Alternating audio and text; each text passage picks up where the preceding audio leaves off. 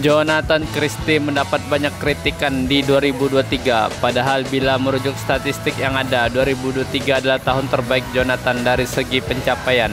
Tangan Jonathan terbentang setelah return service yang ia lakukan mendarat di ruang kosong pada sisi lapangan Lee Si Feng. Poin terakhir didapat Jonathan lewat keberhasilannya membaca arah service yang dilepaskan Lee Si Feng. Setelah melepaskan raket dari genggamannya, Jonathan mengepalkan tangan lalu berpelukan dengan Irwansyah. Jonathan lalu menghadap ke langit-langit seraya mengucap syukur kepada Tuhan atas kemenangan yang ia raih. Kemenangan di French Open ini memang jadi jawaban yang manis dari momen-momen berat yang dihadapi Jonathan. Ia mendapat pukulan telak lantaran selalu kalah di laga pertama di tangan Chou Tien-Chen dalam 2 ajang beruntun, Asian Games dan Denmark Open. Kekalahan di Asian Games tersebut jadi kegagalan besar Jonathan tahun ini, terlebih bila mengingat status Jonathan sebagai pemenang medali emas Asian Games di edisi sebelumnya. Selain kekalahan di Asian Games, kekalahan Jonathan di babak pertama kejuaraan dunia juga jadi kekecewaan terbesar Jonathan. Datang sebagai unggulan kelima, Jonathan malah langsung tersungkur di babak pertama di hadapan Li Zijia. Namun di balik kegagalan demi kegagalan besar yang didapat Jonathan tahun ini, sejatinya 2023 adalah tahun tersukses dalam karir Jonathan. Ia mampu merebut 3 gelar sejauh ini dan masuk dalam 4 final turnamen sepanjang 2023. Sebagai perbandingan, tahun 2022 Jonathan hanya 1 kali merebut gelar dari 2 final yang berhasil ia capai. Sedangkan di 2019, Jonathan mampu merebut 2 gelar dalam 4 final yang ia dapat.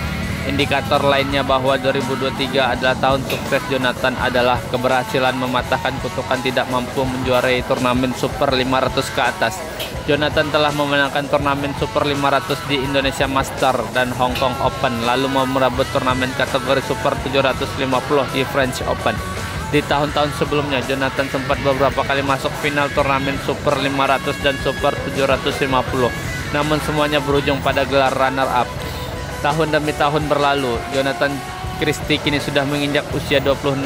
Usia tersebut melepaskan Jonathan dari label pemain masa depan dan sebutan-sebutan yang serupa maknanya. Emas Asian Games 2018 memang jadi titik tolak Jonathan. Setelah merebut emas fenomenal tersebut, harapan besar makin diarahkan pada Jonathan. Dari segi konsistensi permainan, Jonathan mulai bisa menampak naik dan masuk ke posisi 10 besar. Jonathan bahkan berhasil duduk di posisi nomor 2 dunia meskipun ia belum bergelimang gelar-gelar besar. Karena itulah keberhasilan Jonathan merebut 3 gelar di tahun ini plus pemecahan kutukan dengan merebut gelar Super 500 dan Super 750 adalah titik penting dalam karir Jonathan saat ini. Jonathan akhirnya bisa melepas sebuah beban berat yang sudah mengiringinya selama bertahun-tahun. Beban berat bernama sensasi sesaat Asian Games 2018 lantaran Jonathan tak kunjung meraih gelar-gelar besar setelah 5 tahun berlalu dari prestasi akbar miliknya tersebut. Dalam keberhasilan Jonathan memecahkan kutukan dan beban tersebut, langkah Jonathan tak benar-benar mulus. Ia malah kerap kali dapat kritikan tajam seiring kegagalan yang didapat. Hal yang paling mencolok dalam kritikan tersebut Jonathan adalah Jonathan kerap kali membuang keunggulan dan ketidakmampuan Jonathan untuk segera bangkit di tengah situasi pertandingan yang sedang menyulitkan. Jonathan seolah lebih sering larut dalam kebingungan saat keunggulan miliknya mulai digigit satu persatu oleh lawan. Duel lawan Chou Tien-Chen di Denmark Open dan laga lawan Li Zijia di kejuaraan dunia jadi salah satu contoh saat Jonathan sempat unggul, tersusul, kemudian tak berdaya untuk cepatnya bangkit mengejar ketertinggalan. Jonathan tidak boleh terus terjebak dalam pola pikir dan kondisi psikologis seperti itu. Ia harus bisa lepas dari bayang-bayang kegagalan bila kembali dihadapkan pada momen saat keunggulan besar miliknya terbuang. Jonathan harus fokus pada hal-hal yang jadi keunggulan dalam dirinya, misalnya dalam hal stamina. Jonathan punya rekor 16 laga tak terkalahkan pada duel yang berlangsung selama 3 game di 2023. Poin-poin kekuatan itu yang harus jadi pondasi pemikiran Jonathan. Ketika situasi di lapangan sedang tidak menguntungkan, ia tak boleh larut dalam penyesalan dan perenungan akan kegagalan sebelumnya, melainkan fokus pada hal-hal yang bisa jadi senjata. Kritikannya mengalir deras untuk Jonathan di tahun tersukses di dalam karirnya 2023 bisa jadi sebuah pertanda bahwa ekspektasi terhadap Jonathan makin tinggi seiring pencapaian prestasi yang lebih baik di tahun-tahun sebelumnya. Juga sebagai pengingat bahwa usianya sudah masuk kategori matang.